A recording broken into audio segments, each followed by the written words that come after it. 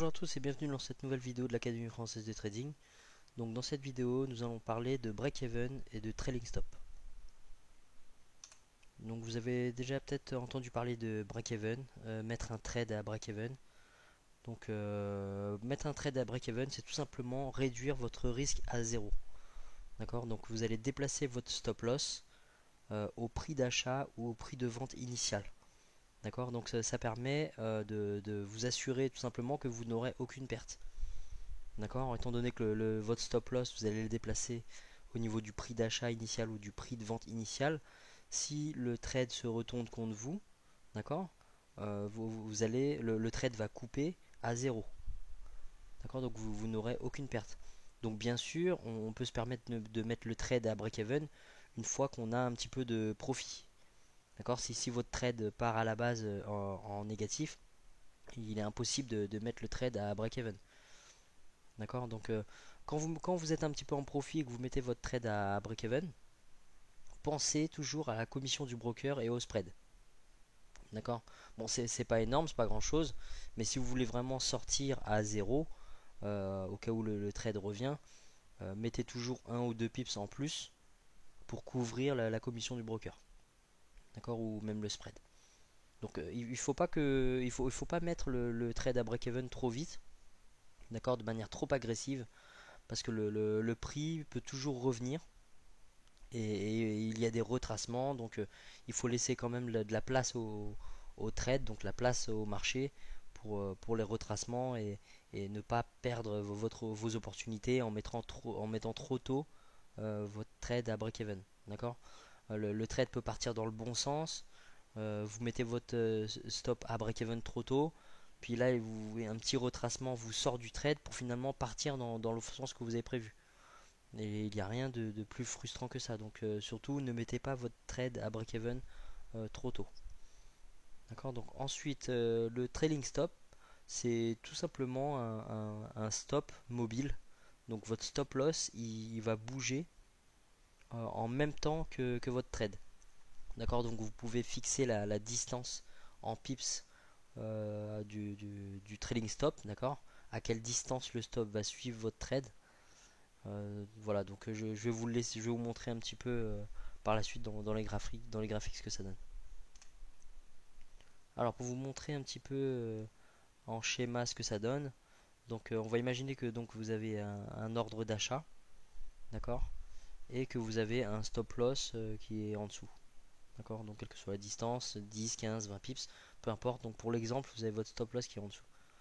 Donc le marché monte, d'accord, vous êtes en profit. Et comme je vous ai dit juste avant, il ne faut pas mettre votre stop loss à break-even trop tôt parce que un simple retracement peut couper votre trade et vous faire louper l'opportunité. D'accord? Donc attendez toujours d'être quand même bien en profit. Bon, après il y a des techniques plus avancées pour savoir à quel moment placer le break-even, tout ça. Mais là, bon, c'est pas le sujet de la vidéo, d'accord? Donc là, je vous explique ce que c'est en soi le break-even. Donc voilà, donc une fois que le trade continue de monter, à ce moment-là, vous allez placer votre stop loss à break-even. Donc vous remontez votre stop loss tout simplement au niveau du prix d'achat, voire même légèrement au-dessus, un ou deux pips au-dessus. D'accord? Donc à ce moment-là, vous pouvez dire que votre trade est à break-even. C'est-à-dire que vous n'avez plus qu'un risque. Si le trade se retourne contre vous, à ce moment-là, vous n'aurez rien perdu. Alors le trailing stop, c'est à peu près la même chose, sauf que c'est un petit peu plus avancé. Donc on va choisir une distance au niveau du stop loss par rapport au prix du marché. D'accord? Donc on va imaginer comme le premier exemple donc que votre stop loss est placé là et que vous avez fixé donc un trailing stop à une certaine distance. Donc là dans le schéma, peu importe, on va dire 10, 15, 20 pips. Voilà, donc le prix du marché revient. Et quand le prix du marché grimpe, votre stop va monter donc automatiquement pour suivre la distance que vous avez fixée. D'accord? Vous avez fixé une distance de trailing stop et votre stop loss il va suivre au fur et à mesure que le marché monte. Donc retracement, votre stop il bouge pas. Et là vous voyez, au fur et à mesure que le prix grimpe, votre stop va se déplacer. D'accord? Donc c'est ça un trailing stop. C'est tout simplement un stop mobile que vous avez fixé à une certaine distance du prix du marché et qui va suivre le prix du marché. D'accord, il va suivre votre trade. D'accord, donc plus le marché monte, plus votre stop il monte. Et si le prix se renverse, à ce moment-là, voilà, donc votre stop loss va être tapé et ça va couper votre trade, mais vous serez largement en profit. D'accord, donc je vais vous montrer un petit peu dans les graphiques ce que ça donne. Alors, donc un petit exemple de trade à break-even ou de trading stop. Donc tout simplement, donc je vais ouvrir un trade pour vous montrer. Voilà, donc admettons donc vente. Donc on va imaginer que là le prix pour nous il va descendre, d'accord. Donc vous allez fixer votre stop, donc par exemple 20 pips, d'accord, avec un take profit par exemple à 50 pips. Voilà, donc une fois que le prix va descendre, d'accord, mettre votre trade à break-even, ça consiste tout simplement à rapprocher votre stop, donc clic gauche, vous laissez appuyer et vous le mettez. Voilà. Attendez, ça marche. Ouais, alors là le prix n'est pas descendu, donc forcément pour l'exemple je peux pas vous montrer. Voilà, donc ouais, bon là je le rapproche pour vous montrer, d'accord, mais vous avez compris. En gros, une fois que le prix sera descendu, le stop, on le mettra tout simplement au niveau de la ligne verte, d'accord. Donc vous pouvez soit faire glisser cette ligne là, soit vous pouvez faire un clic droit, modifier, et donc votre stop, vous allez le mettre au prix de vente. Donc 1,3460. D'accord, avec toujours, comme je vous ai dit avant, 1 ou 2 pips par rapport au spread et par rapport à la commission du broker. Donc vous allez tout simplement modifier votre stop. Donc là je peux pas le faire par rapport à l'exemple, d'accord, parce que le marché n'a pas bougé. Mais donc vous avez compris qu'en gros il faut tout simplement rapprocher votre stop loss au niveau du prix de vente. D'accord.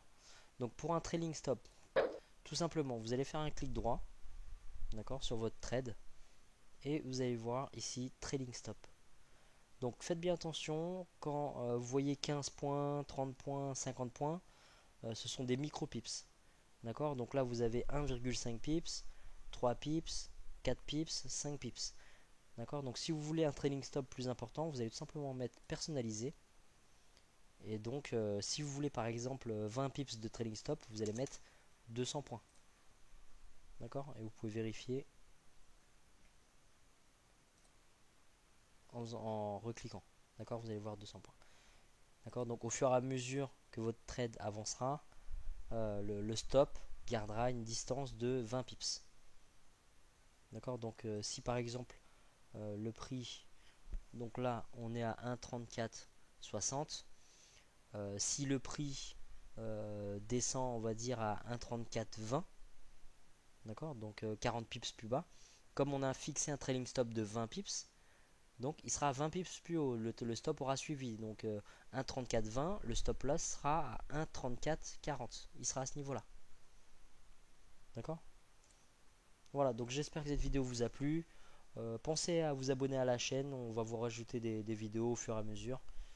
Donc voilà, donc je vous remercie de nous avoir suivis et on se retrouve dans la prochaine vidéo.